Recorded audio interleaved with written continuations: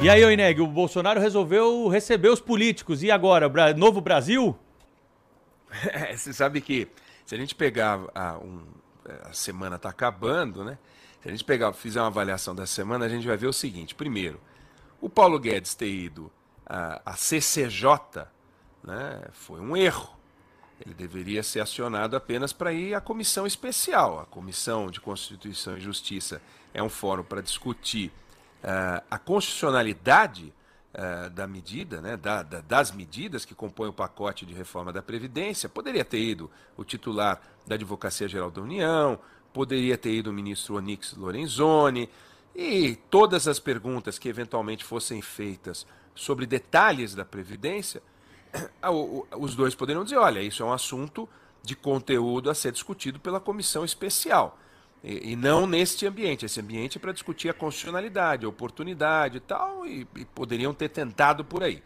Levaram Oi, Neg, o mas ele Paulo levou Guedes. tanto pau dele não ter ido, né, naquela semana em que ainda não havia o presidente da CCJ, que acho que ele se achou obrigado Sim, aí, sim, depois porque da... se comprometeu Né? aí. Eu digo, se comprometeu aí. Se tivessem negociado, se a estrutura de liderança do governo no Congresso tivesse construído essa solução que Aí eu sim. falei, seria diferente. O fato é, faltou governo, faltou liderança, houve uma exposição. Vou imaginar, Zé Paulo, que todos nós fôssemos do staff do Mike Tyson. Lembra do Mike Tyson?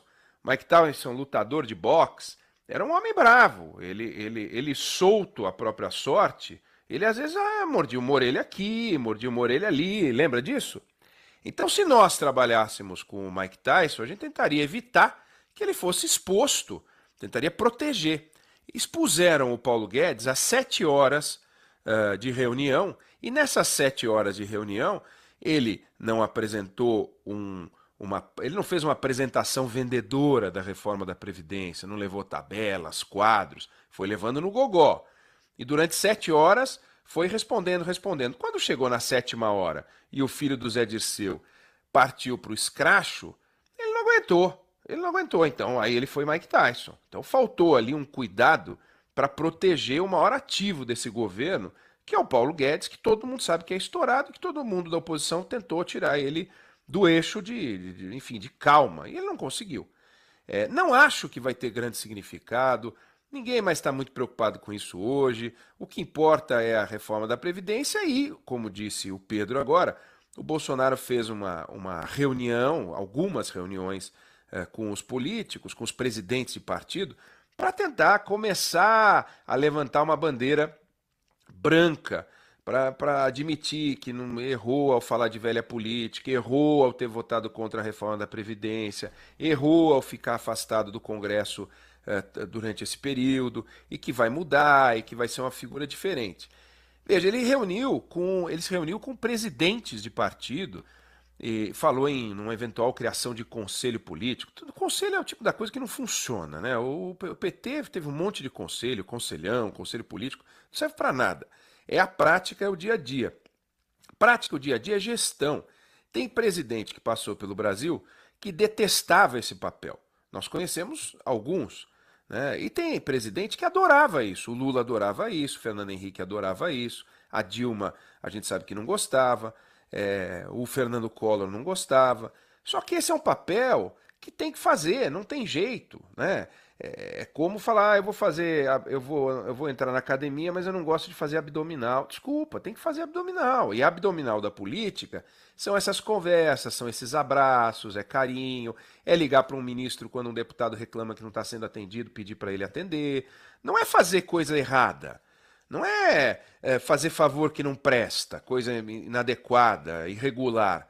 Mas é tratar com carinho os deputados, embora eles tenham uma quantidade de votos muito menor individualmente do que o Bolsonaro. O Bolsonaro teve 57 milhões de votos. Os deputados somados têm a mesma quantidade de votos do Bolsonaro, mas individualmente não. Só que eles têm uma força política muito grande. Um voto pode destruir tudo. Então é preciso que ele vá devagar. Interessante que ele tenha feito esse movimento a tempo. É de se esperar que esse movimento produza um resultado eficiente. A reforma da Previdência nós já falamos disso aqui, não é uma reforma que interessa ao governo, é uma reforma que interessa ao país. Então, se o Bolsonaro conduzir mal a reforma da Previdência, ele coloca a todos nós em grandes dificuldades, diferente de projetos que sejam de interesse do governo. Esse é um projeto de interesse do país. Aprovada a reforma da Previdência, desde que ela produza uma economia razoável para o país, aí ele pode discutir os projetos dele. Mas o governo, nesse momento, está muito desorganizado, né? Na semana que vem, daqui uma semana, vai fazer 6 dias, né? Vai ter o 100º dia do governo, que é simbólico. Nenhum governo se faz em 100 dias, nem se desfaz em 100 dias. Mas quando você tem os 100 dias do governo, você olha para esses 100 dias e começa a falar, olha, o que fez, o que não fez. E você tem 2 ministros nesse governo, o da Educação e o ministro do Turismo, que já não deveriam estar no cargo. Você tem um ministro das Relações Exteriores que gosta de trabalhar com a turbina acesa, né? É um governo elétrico. E esse governo elétrico produz muitos ruídos. O Bolsonaro pode já ter percebido isso? Talvez não, mas que na relação com o Congresso caiu a ficha, resta saber se ele vai ter a vontade, a disposição, o equilíbrio para fazer isso não uma vez. Ah, tá bom, já fiz a reunião, agora próximo assunto. Não, é fazer a reunião hoje, é fazer a reunião amanhã. Isso é todo santo dia. Não tem jeito. Tá aí um ensinamento do ex-presidente Michel Temer, né, Oeneg, que esse era um articulador exímio e recebia e conversava com deputados e senadores todos os dias, né? Thaís, ele fez em alguns momentos, para fazer a reforma trabalhista, principalmente, que foi mais difícil, mas também o teto dos gastos, também medidas impopulares. Ele fez jantares no Palácio da Alvorada com deputados e suas esposas, deputadas e seus maridos. Todos queriam tirar selfie com o presidente. E ele tirava selfie.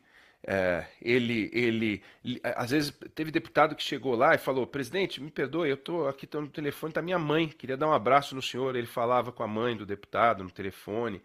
É o que ele queria estar fazendo naquele momento? Não sei se era o que ele queria estar fazendo naquele momento, mas é o que ele tinha que fazer naquele momento. Tanto é que aprovou. O presidente Temer não teve vida fácil, teve 2 votações para salvar o próprio pescoço e venceu. Por que ele venceu? Porque as pessoas amam o presidente Temer? Não, não é isso. É que os deputados eles sabem reconhecer o carinho, o gesto. É disso que vive a política. Ah, não, mas a política vive também da corrupção e da enganação. Ok, tem político vigarista, mas não precisa dar vigarice para o político vigarista. Mas todos querem carinho e atenção. Eles são eleitos, eles representam uma base. Quando eles voltam para os seus estados, para os seus municípios, eles têm que dar entrevista, eles têm que dar satisfação para a associação comercial, eles têm que falar com a associação de bairro, que vai perguntar: e aí, o que você fez essa semana por mim, né?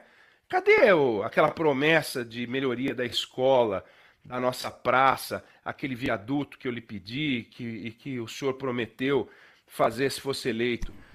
O que tem de errado? Por isso que é né? difícil estar na oposição, né, Oeneg? Hein? Por isso que é difícil estar na oposição, né? É difícil estar na oposição. Pois é. Porque aí você chega na sua base, o que você fala para o seu eleitor? Não, eu critiquei, falei isso e aquilo. O eleitor quer saber disso? Não quer saber. Ele quer solução para o problema dele. O que é legítimo, é justo, é correto. É para isso que os deputados são eleitos. Aí vem a crítica: mas eles não passam de vereadores federais. Ok, então vamos fazer uma reforma total da política brasileira. Mas é como as coisas funcionam. Não adianta a gente sofrer com a realidade. A gente tem que aproveitar as características da realidade para tirar o melhor proveito. Qual é o melhor proveito que o Bolsonaro pode tirar? Aprovar a reforma da Previdência agora. Ele tem uma lista de projetos que ele quer transformar, tem as privatizações, e proteger o Paulo Guedes, que é um ministro importantíssimo do governo dele, proteger o Sérgio Moro, que é outro ministro importantíssimo. Não pode jogar os ministros aos leões, né?